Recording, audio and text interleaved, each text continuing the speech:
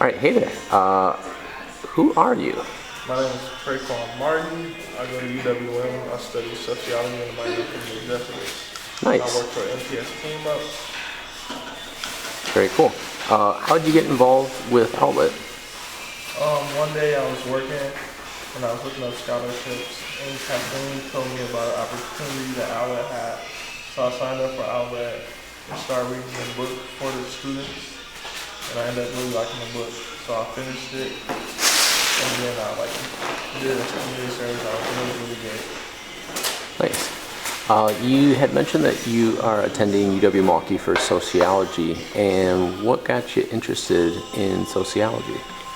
I took an intro course when I went to school in Atlanta, and I really liked it. So when I couldn't be an early childhood education major, I just chose sociology because I really liked it. Nice. Very cool. So, when did you start working with Outlet? It was about 2 months ago. Nice. Very cool. What is this that you're working on exactly? Well, our theme, we had to make an outlet move.